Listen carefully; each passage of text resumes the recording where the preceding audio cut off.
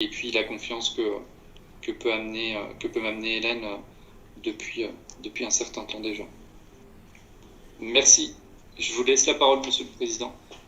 Merci Fabien pour ces questions. Donc, effectivement, on a eu beaucoup de questions. Je ne vais pas essayer d'en rajouter trop, mais malheureusement, il y a le Transparent 44 qui m'a fait un peu avoir quelques questions, si vous pouvez le mettre, s'il vous plaît. Donc, en fait, déjà, ce qu'a déjà dit Fabien, la boucle métrologique était effectivement très grande. On passait par le sol, entre la machine et le laser traceur. Le laser traceur, on sait que ces codeurs angulaires sont moins précis que le laser, que la mesure laser, ce qui inclut les 0,6 microns par mètre. Après, comme l'a dit Fabien, on pourrait utiliser la multilatérisation pour essayer de diminuer et d'utiliser simplement la distance du laser, qui est beaucoup plus précise que les codeurs angulaires. Bon, ça, on va laisser passer. Mais tout ça, ça veut dire que vos mesures de points, en plus, c'est pas vous qui les avez faites, c'est Kang qui les a faites.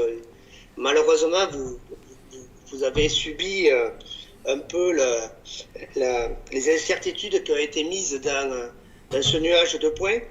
Alors, j'avais juste une question, parce que vous dites, on fait une optimisation, mais vous n'avez pas précisé le critère que vous avez utilisé. C'est des moindres carrés ?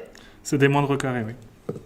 Alors, si c'est des moindres carrés, normalement, les résidus doivent être gaussiens, par définition.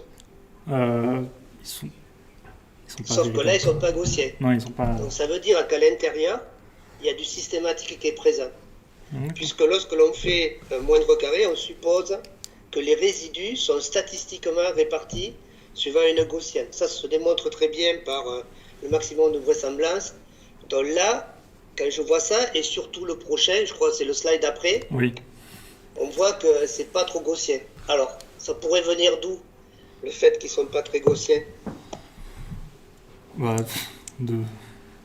Les résidus, bien sûr. Oui, non. Ça peut... déjà, comme on l'a dit, toute la chaîne de mesure. C'est-à-dire, en fait, tout à fait la chaîne de mesure, mais en fait, c'est surtout le systématique. L'aléatoire, ça irait. Mais là, ça veut dire quelque part que vous auriez des choses qui sont des paramètres influents. Vous voyez, il y a un gros pic, et après, il y a quelques pics plutôt sur la droite. Ça veut dire qu'il y aurait une convolution de plusieurs phénomènes gaussiens là-dedans. C'est-à-dire qu'il y a des paramètres quelque part qui n'ont pas été pris en compte. Ça pourrait venir de là. Alors, autre chose aussi, normalement, lorsqu'on fait... alors là, vous n'y pouvez rien, je suis désolé. Kang, il a pris 107 points.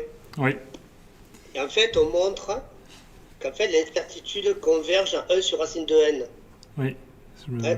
Et quand vous faites ça, si on fait un développement limité, on arrive à voir que, en fait, il faut prendre 3 fois le nombre d'inconnus. Donc, vous avez 52 inconnus. Multiplié par 3, ça fait 156 points au minimum. Et là, déjà, vous êtes à 107. Donc, ça veut dire que là-dedans, vous avez... Enfin, je pense qu'en fait, vous n'avez pas assez de points pour converger vers quelque chose d'assez stable, d'un point de vue du... Voilà, donc ça, c'était... Bon, vous ne l'aviez pas signalé. À plusieurs moments aussi, vous avez parlé, par exemple, au slide 27, défauts du premier et du deuxième ordre, et vous ne les avez pas définis. De quoi vous parlez là, slide 27, s'il vous plaît?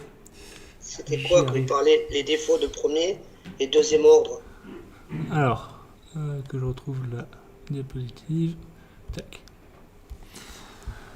Alors, quelque chose de... C'était quoi ces défauts du premier et deuxième ordre? Alors, ce sont des défauts qui sont soit sur une dimension que l'on... un paramètre. Du coup, ça va être... Du premier ordre, ça va être des défauts sur un paramètre que l'on a nominal, qui est tabulé. Le second ordre, c'est justement sur des défauts de paramètres qui ne sont qui ne sont pas tabulés. Par exemple, sur une pièce de longueur L, si on a un L plus DL, ça sera un défaut de premier ordre. Et par contre, si on a du coup la dimension L et un léger décalage, ça sera un défaut du second ordre. Une orientation différente, ça sera un défaut du second ordre. D'accord, ok, ça aurait été bien de les préciser lors de notre présentation, parce que ça m'a un peu perdu, parce que comme j'étais plutôt habitué aux machines sérielles, où en fait on a bien les erreurs cinématiques et les erreurs de position et d'orientation, et là comme c'est un système hyperstatique, je ne suis pas trop habitué à ce genre de système. Et après, dernière chose, je reviens à ce qu'a dit Stéphane Caro, effectivement,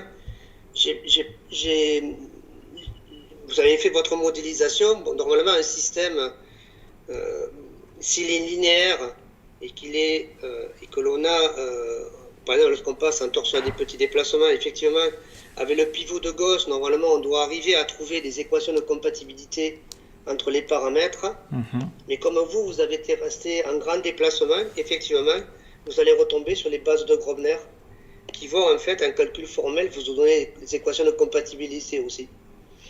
C'est pour ça que j'étais assez surpris que vous n'en parliez pas. Bon, Stéphane Caro l'a déjà soulevé.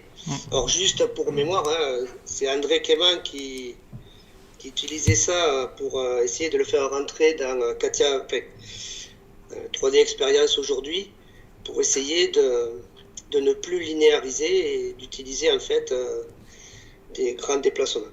Bon, je vais stopper là. Merci déjà pour votre présentation qui a été très claire, des transparents de très bonne qualité.